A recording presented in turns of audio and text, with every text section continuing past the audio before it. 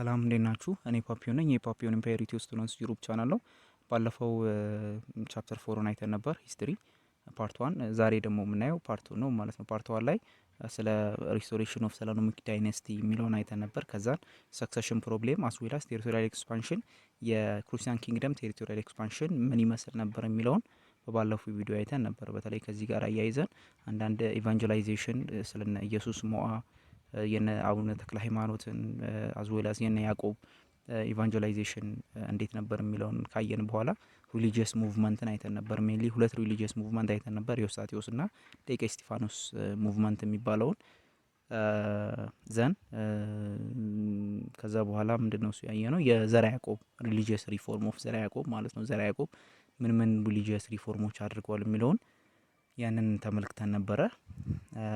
ዛሬ ደግሞ የምናየው ስለ ቴሪቶሪያል ኤክስፓንሽን ኦፍ ሙስሊም ሱልጣኔት ነው ማለት ነው። ግን ያን ከማየታችን በፊት እስቲ ምንድነው እሱ የሙስሊም ሱልጣኔት ዳይናሚክስ፣ ይሄ በተለይ ፖለቲካል ሶሾ ኢኮኖሚክ ዳይናሚክስ ኦፍ ሙስሊም ሱልጣኔት ምን ይመስላል፣ ይሄ ሶሻሊ ፖለቲካሊ ና ኢኮኖሚካሊ መሰረታቸው ሰሬታቸው ከሙስሊም ሱልጣኔት ጋር ምንድነው እሱ የሚለውን እናያለን ማለት ነው። ምክንያቱም አዘ ቤዝ ስለሆነ ማለት ነው። በተለይ ከኢኮኖሚ ጋር ተገናኝቶ ባለው አካሄዳቸው ምክንያት ነው ሙስሊም ሱልጣኔቶች ኤክስፓንድ ሊያደርጉ የቻሉት ማለት ነው።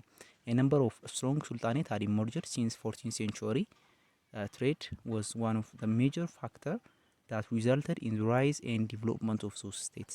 በተለይ ሙስሊም ሱልጣኔቶች በጣም ዲቨሎፕ እንዲያደርጉ ያደረጋቸው ዋናው ነገር ንግድ ነው ማለት ነው። ትሬድ served not only as a major source of livelihood but also acted as a major agent that resulted in the formation of Muslim Sultanate and remained a major source of conflict between Christian kingdom and the Muslim Sultanate.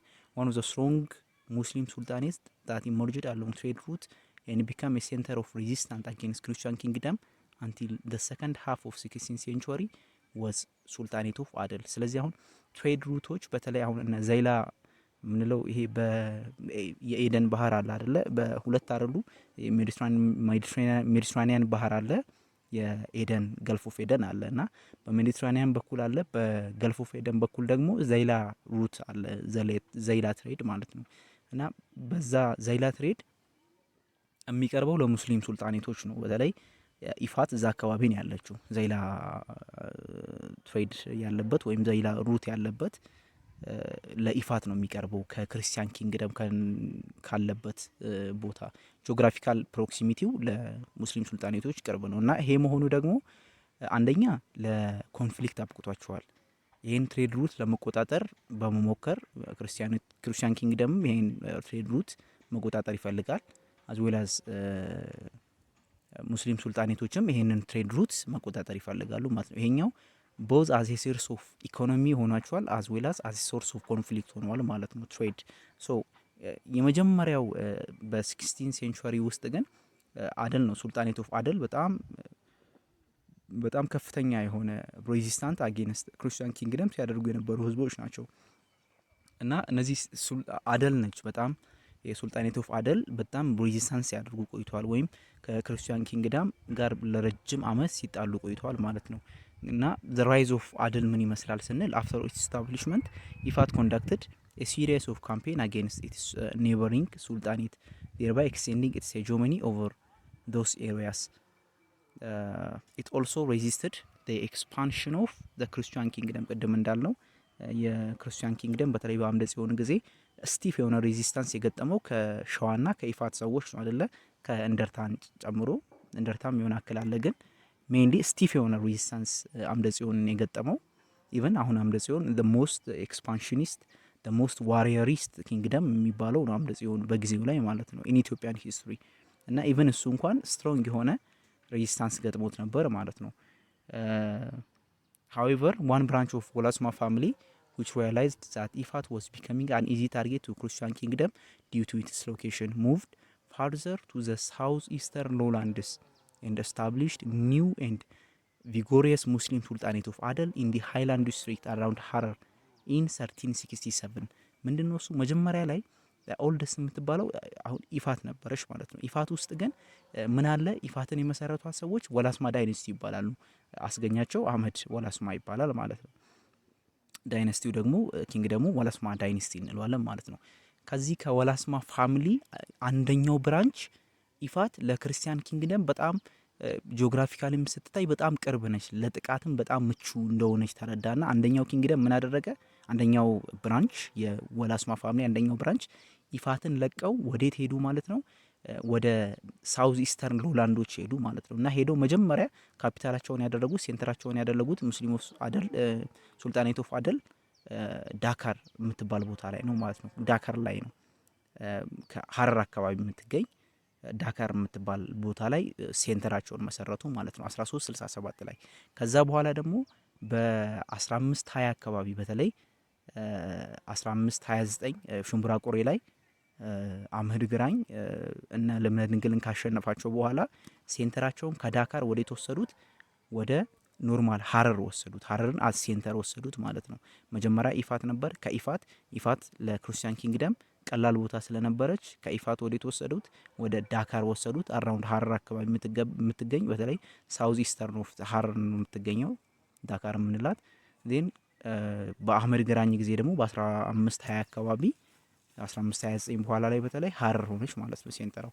ከዛ በኋላ ግን አፍተር በተለይ አህመድ ግራኝና ከነ ገላውዲዮስ ጋር ከነበራቸው ጥል በኋላ በገላውዲዮስ ከተሸነፈ በኋላ አህመድ ግራኝ ሁለቱም ሙስሊም ሱልጣኔትም ክርስቲያን ኪንግደምም ደክሞ ስለነበረ አዛት ታይም ኦሮሞ ፖፑሌሽን ሙቭመንት በጣም ቫስት ነበርና ቢኮዝ ኦፍ ዲ ሙቭመንት ኦፍ ኦሮሞ ፖፑሌሽን ሴንተሩን ከሀረር ድጋሚ ወዴት ወስደውታል? ወደ አውሳ ወስደውታል ማለት ነው።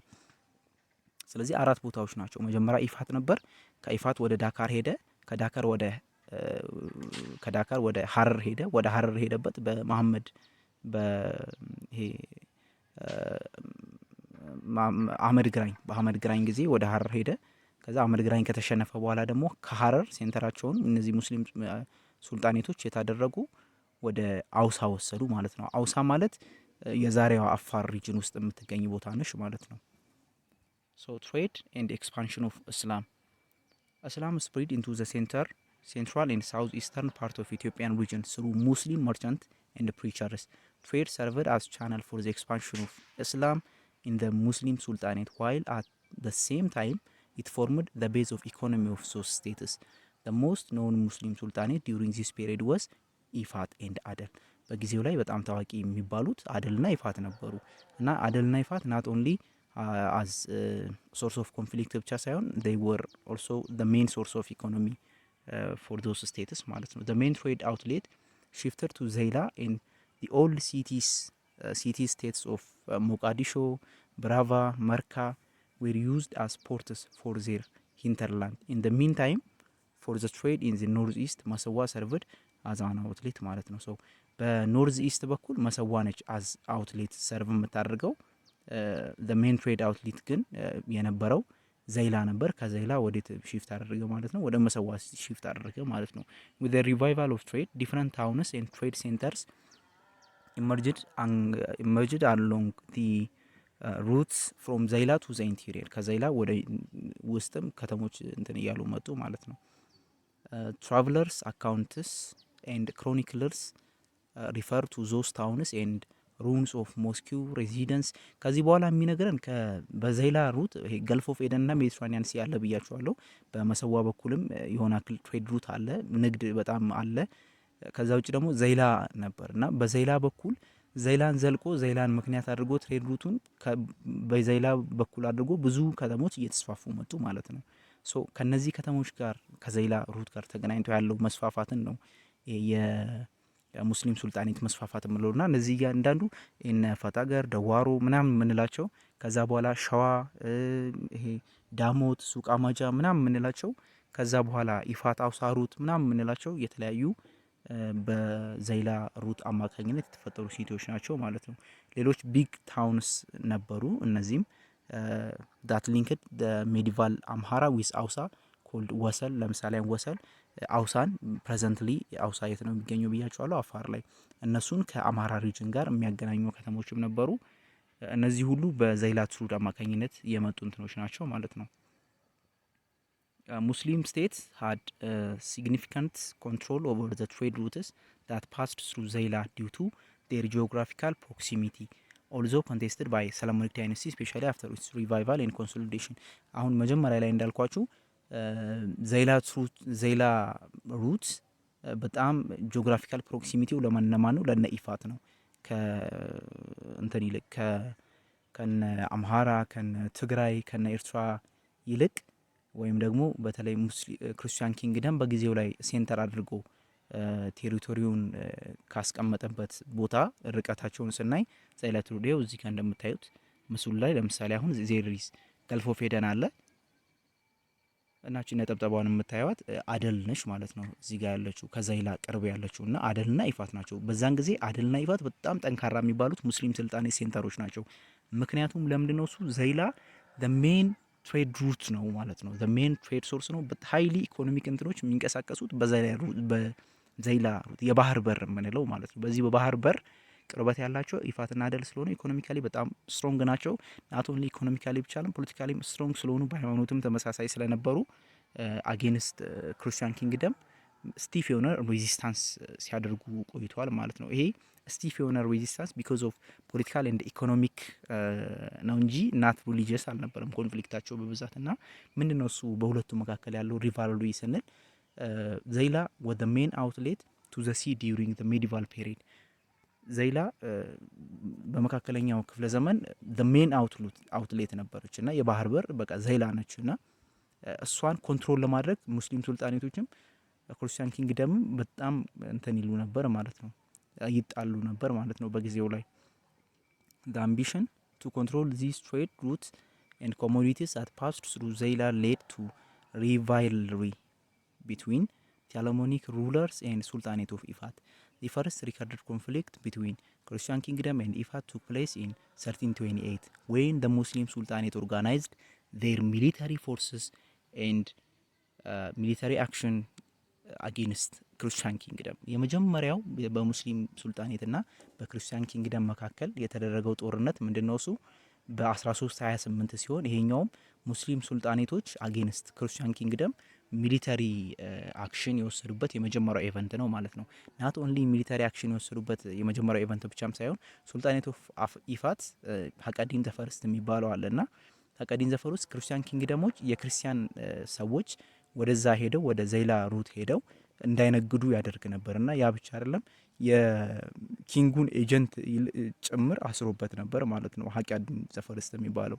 በዚህ ምክንያት በጊዜው ላይ ሀቀዲን ዘፈርስት በነበረበት ጊዜ የነበረው ኪንግ አምደ ጽዮን ስለነበረ ኪንግ አምደ ጽዮን ኤጀንቱም ስለታሰረበት ክርስቲያኖችም ወደዛ ሄደው መነገድ ስለተሳናቸው ግዴታ ሚሊተሪ ካምፔን እንዲከፍት ወይም ጦርነት እንዲከፍት አስገድዶታል ማለት ነው። በዚህም ምክንያት ሀቀዲን ዘፈርስት ተሸንፎ ሀቀዲን ዘፈርስት በአምደ ጽዮን ተሸንፎ በሱ ምትክ አምደ ጽዮን የእርሱን ወንድም ወይም ሰብረዲን የሚባለውን ሰውዬ በቦታው ላይ ሾሞታል ማለት ነው። እና ቦዝ ኢፋት ኤንድ ፋታገር ኬም አንደር ሰብረዲን በሰብረዲን ሁለቱም ኢፋትም ፋታገርም በሰብረዲን ቁጥጥር ስር ውለዋል ማለት ነው። ግን ነገር ግን ከዛም በኋላ ሰብረዲን በራሱ ካፕቸር ተደርጓል ማለት ነው። አዝ ኤ ሪዛልት ኢፋት ዋዝ ዲፊትድ ኤንድ ሰብረዲን ዋዝ ካፕቸር ዲዩሪንግ ሂዝ ሪትሪት። as a result Ifat, Fatagar and Dawaro were incorporated. አምደ ጽዮን required from them annual tributes and freedom of movement for all caravans through Zayla following the decline of Ifat. Other Muslim sultanates like Shakra, Bale, Dara, Arabamini were seriously weakened. ልክ ሀቀዲን ዘፈርስት የክርስቲያን ሰዎች ሄደው እዛ እንዳይነግዱ ከማድረግም በላይ ምንድን ያደረገው የኪንጉን ኤጀንት አስሮበት ነበርና በዚህ ምክንያት ሀቀዲንን አምደ ጽዮን ከገደለው በኋላ የሱን ወንድም ሰብረዲንን ነበር የሾመው። ነገር ግን ሰብረዲንም ከወረደ በኋላ ከሞተ በኋላ ምንድነው እሱ የተደረገው ዘይላት ሩት ክርስቲያኖች ሄደው እንዲነግዱ ፍቃድ ፍሬ ሆነ ፍቃድ እንዲሰጣቸው አደረገ። ሞር ደግሞ ዘይላት ሩድንም ሙሉ በሙሉ ተቆጣጠረው ማለት ነው አምደ ጽዮን። ያን ማድረግ ብቻ ሳይሆን እንትኑ እንዲከፍሉ አደረገ። አኑዋል የዛ አካባቢ ያሉት የሙስሊም ሱልጣኔ ሴንተሮች ግብር ለክርስቲያን ኪንግደም እንዲከፍሉ አደረገ። በዚህ ምክንያት ሙስሊም ሱልጣኔቶች ሴንተራቸው በጣም ተዳክሞ ነበር ማለት ነው። ሲሪየስሊ ዊክን ሆነው ነበር ከተሞቻቸው ማለት ነው። It was owing to those developments that some member of Walasma moved their seat of power farther east to Aden, from where they continued their struggle. To check their attack on the highlands. Successor of Emperor Amdazion conducted repeated campaign into the lowlands. Hakadin II came to the power and refused to pay tribute and rebelled against ነዋይ ማርያም son of አምደጽዮን። ከዛ ከብዙ አመታት በኋላ 1376 ላይ ሁለቱም ከወረዱ በኋላ በተለይ የአምደጽዮን ልጅ በአደ ማርያም የምንለው ከነገሰ በኋላ ነዋይ ማርያም ይቅርታ ነዋይ ማርያም የሚባለው ንጉስ ከነገሰ በኋላ የአምደጽዮን ልጅ ሀቃዲን ዘሰከንድ የሚባለው ምን አደረገ? ግብር ይከፍሉ ስለነበር ከዛ በፊት በነ ሰብረዲን ከተሸነፈ በኋላ ሰብረዲንና ሀቃዲን ዘፈርስ ከተሸነፉ በኋላ በአምደጽዮን ግብር እንዲከፍሉ ተደርገው ነበር። ግን ሀቃዲን ዘሰከንድ ከመጣ በኋላ ግብር መክፈል አቆሙ ማለት ነው። እና ስቲል ሀቃዲን ዘፈርስትም ዘሰከንድም በማን ተሸነፈ ማለት ነው? በነዋይ ማርያም ተሸነፈ ማለት ነው። ከነዋይ ማርያም ጋር በነበራቸው ጥል ማለት ነው። ይሁን እንጂ ሲሚላርሊ ሰክሰሰር ኦፍ ሀቃዲን ዘሰከንድ ሀቃዲን ዘሰከንድ ከወረደ ከሞተ በኋላ ከተሸነፈ በኋላ ሰዓድ አዲን የሚባል ሰዓድ አዲን ዘሰከንድ ነው የነገሰው ማለት ነው። ሰዓድ አዲን ዘሰከንድ ደግሞ ከ1386 እስከ 1402 ነው የነገሰው። ሂ ጌይንድ ኢኒሻል ሰክሰስ አንቲል ኪንግ ዳዊት ኢን 1402 ወይም 03 ኤክስቴንድድ ሂዝ ኤክስፓንሽን ኤንድ ዲፊትድ ሂም። ሀቃዲን ዘሰከንድ ከሞተ በኋላ ማነሱ በሱ ቦታ የተተካው ሰዓድ አደዲን ዘሰከንድ የሚባለው። ሰዓድ አደዲን ዘሰከንድ ደግሞ ኢኒሻሊ ሲጀምር ብዙ ሙስሊም ክርስቲያን ኪንግደምን ይናክል ገድሏቸው ነበር። ግን እሱም ቢሆን በ1402 ወይም 03 ላይ በኪንግ ዳዊት ሊገደል ችሏል ማለት ነው። ስለዚህ ሰዓድ አደዲን በኪንግ ዳዊት ነው የተገደለው። ወይራስ ሀቃዲን ዘሰከንድ ደግሞ በነዋይ ማርያም ነው የተገደለው። ሀቃዲን ዘፈርስት ደግሞ በራሱ በአምደጽዮን ነው ማለት ነው። ሰብረዲንም የተሾመው በራሱ በአምደጽዮን ነው ማለት ነው። however he died fighting ይሄንን አይተናል። extended his expansion and defeated him. ሰዓድ አደዲን ዘሰከንድ became a refugee in ዘይላ until refugee ነው የሆነው ዘይላ ላይ። ከዛ በኋላ በይስሐቅ ነው የገደለው ማለት ነው እንጂ ሰዓድ አዲን በኪንግ ዳዊት አልተገደለም ማለት ነው። ተሸነፈ እንጂ አልተገደለም። የተገደለው በማነሱ በኪንግ ይስሐቅ ነው ማለት ነው። በ1415 ነው። ይሄኛውም ዲፊት የተደረገው ግን በ1402 ነው ማለት ነው። ሲንስ ዜን the area was called the land of ሳዳዲን ተብሎ ይታወቃል። ኪንግ ይስሐቅ ይህን ሰው ከገደለው በኋላ ቦታው the land of ሳዳዲን ተብሎ ተጠርቷል ማለት ነው። following the days of ሳዳዲን and loss of Zaila to Christian kingdom and Muslim sultanate declined in power, Saadaddin's son who took refuge in Yemen came back to succeed their father. Yet Adel continued to challenge Christian state and were successful in killing Tewodros ይስሐቅ። አሁንም ግን ኢቨን ሳዳዲን ራሱ ሞቶ እንኳን ሙስሊም ሱልጣኔቶች ሬዚስታንሳቸውን አጌንስት ክርስቲያን ኪንግደም አላቆሙም ነበርና በጣም ቀጥለውበት ነበር።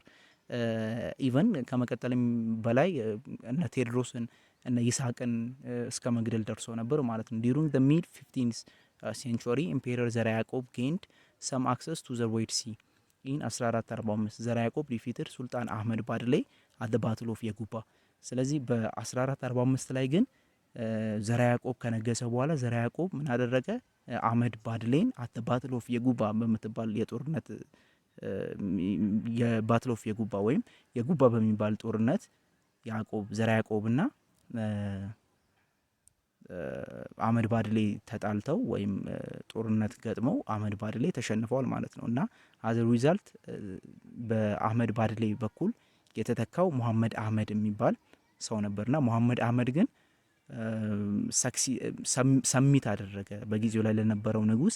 አይ ካሁን በኋላ ጦርነቱ አያስፈልግም ግብር እንከፍላለን በማለት በአደ ማርያም ለተባለ ንጉስ ሰሚት አደረገ ሙሐመድ አህመድ ማለት ነው። ሙሐመድ አህመድ የማን ሰክሰሰር ነው? የአህመድ ባድሌ። አህመድ ባድሌ በማን ነው የተሸነፈው?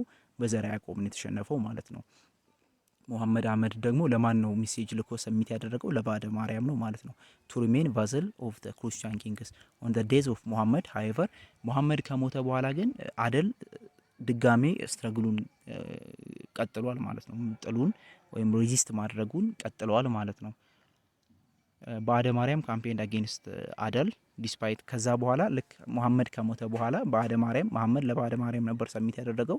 መሐመድ ከሞተ በኋላ አደል ሬዚስታንሱን ስለቀጠለ ባዕደ ማርያም ከአደል ጋር ጦርነት ውስጥ ድጋሜ ገብተዋል ማለት ነው። ዲስፓይት ኢኒሻል ሰክሰስ the army of ባዕደ ማርያም lost the battle ኢን 1474 ማለት ነው። ሶ ጅማሬ አካባቢ አደሎችን ኢኒሻል ሰክሰስ ነበረው በአደ ማርያም። ይሁን እንጂ ኢኒሻሊ ሰክሲድ ቢያደርግም ብዙ ቁጥጥሮችን ለማድረግ በሙስሊም ሱልጣኔቶች ላይ አሸናፊ ነበር፣ ሰክሲድ አድርጎ ነበር ለጥቂት ጊዜ። ነገር ግን በ1447 ላይ የባደ ማርያም ጦርነት ሉዝ አድርጓል ማለት ነው። ባደ ማርያም ጦርነትን ዘ ሰክሰሰር ኦፍ ባደ ማርያም ፕሩቭድ ዊክ ኢን ዴር ዲሊንግ ዊዝ ዘ ሩለር ኦፍ ሙስሊም ሱልጣኔት አት ዘ ሴም ታይም leader of Muslim Sultanate sought to resolve the problem peacefully. As a result, Muhammad ibn Azir ad-Din attempted to smoothen relations with Christian kingdom. However, among the various sultans of the Muslim Sultanate, Emir Mahfuz carried out some effective military campaign into the highland. Emir Mahfuz የሚባለው ሰውዬ የሙስሊም ሱልጣኔቶች እንትን ጋርደር ይሄ ወታደር የሆነ አክል ሚሊተሪ ካምፔን ኢንቱ ዘ ሃይላንድ ይዞ ገባ ማለት ነው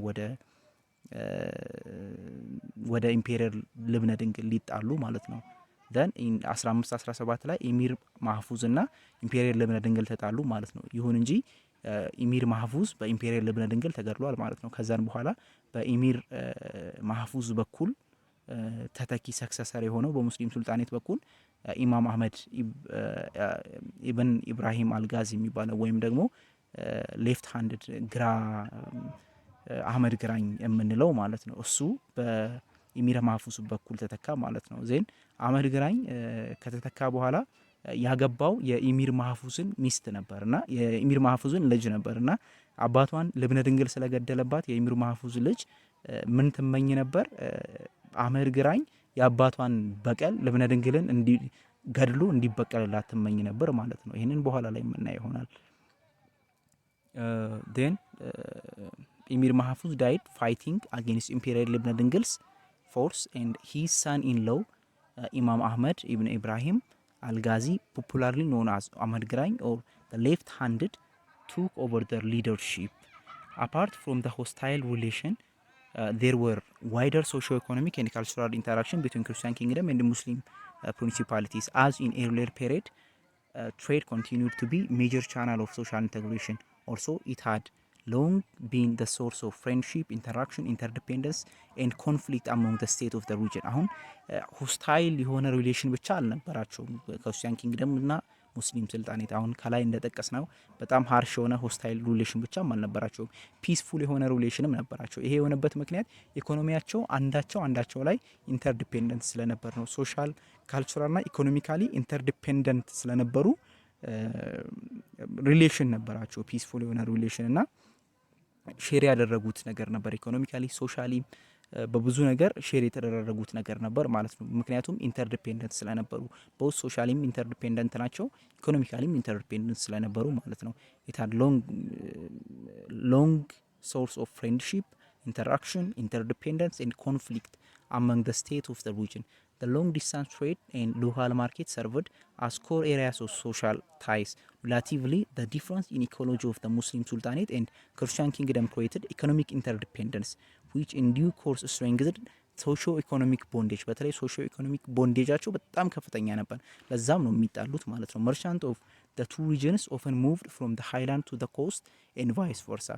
It was through which caravan merchants that the social links were strengthened and religious spirit. በተለይ በዚህ ምክንያት ነው ይሄ ሶሾ ኢኮኖሚክ ቦንዴጃቸው በጣም ከፍተኛ ስለሆነ ከዚህ ጋር ተያይዞ ሪሊጂየስ ስፕሪዲንግ አለ፣ ሶሻል ኤንድ ካልቸራል ሼሪንግ አለ። እነዚህ ሁሉ አሉ እንጂ ሆስታይል ሪሌሽን ብቻ ኦልዌይስ ባላንጣ ብቻም አልነበሩም ማለት ነው። ከዚህ የምንረዳው እሱ ነው። ይሄ ደግሞ ዛሬ ላይ ላለችው ፎር ዲ ፎርሜሽን ኦፍ ሞደርን ኢትዮጵያ ምክንያት ሆኖ ነበር ማለት ነው። ቢሳይድ ዲ አባብ ዲስከስድ ሶሾ ካልቸራል ኤንድ ኢኮኖሚክ ኢንተራክሽን the period witnessed the flourishing of Ge'ez literature as is evident from the work of አባ ጊዮርጊስ ዘጋስጫ። በጣም ከዚህ ኢንተራክሽኑ ውጪ ደግሞ በጊዜው ላይ የጌዝ ሊትሬቸር በጣም ፍሎሪሽ ያደረገበት ጊዜም ነበር። ይሄን ደግሞ የሚያሳየን የታሪክ መዝገብ የነ ዘርዓ ያዕቆብ ፊሎሶፊ የነ አባ ጊዮርጊስ ዘጋስጫ መጽሐፍ በጌዝ ሊትሬቸር በጣም ከፍ እንዲል እና እንዲያድግ እና ፒክ የደረሰበት ጊዜም ነበር ማለት ነው። ይህ ጊዜ በክርስቲያን ኪንግደም በኩል ነው። አሁን በነ አባ ጊዮርጊስ ዘጋስጫ ዘርዓ ያዕቆብ እንላቸው፣ በሙስሊሞቹ ሳይድ ደግሞ እነ ኢብን ፋዲል አልኡማሪ የሚባሉ እነ ኢብን ካልዱን ኤንድ አዘርስ አረብ ራይተሮች ነበሩ ማለት ነው። So this is all about the territorial expansion of Muslim sultanates. So territorial expansion ጨረስን። the last point of chapter 4 የሚባለው ኢንተራክሽን ነው። ሶ ኢንተራክሽን ኤክስተርናል ኢንተራክሽን ማለት ነው። አሁን ኢንተራክሽን ቢትዊን ዘ ፒፕል በተለይ በሙስሊም ሱልጣኔቶች ና በክርስቲያን ኪንግደም መካከል ያለው ኢንተራክሽን አይተናል። ዜር ዋዝ ኮንፍሊክት ነበረ። ናት ኦንሊ ግን ኮንፍሊክት ሆስታይል ሪሌሽን ብቻም ሳይሆን ምን አይነት ነገሮች ነበሩ? ኢኮኖሚክ ኤንድ ሶሾ ፖለቲካል ቦንዴጅ ነበረ። በተለይ ሶሾ ኢኮኖሚክ ቦንዴጃቸው በጣም ጠንካራ ስለነበረ ሼር የሚያደርጓቸው ካልቸር ና ፒስፉል አስ ፍሬንድሺፕም ታሪክ ነበራቸው ማለት ነው። ሶ በሚቀጥለው ደግሞ ዊ ዊል ሲ አባውት ዲ ኤክስተርናል ሪሌሽንስ ኦፍ ኢትዮጵያ ማለት ነው። በተለይ ከኢጅፕት ና ከኢሮፕ ጋር ያላትን አዝዌላስ ከናይጄሪያ ጋር ያላትን ሪሌሽን እናያለን ማለት ነው በሚቀጥለው ቪዲዮ። ቴንክስ ፎር ሊስኒንግ ዶንት ፎርጌት ቱ ሰብስክራይብ።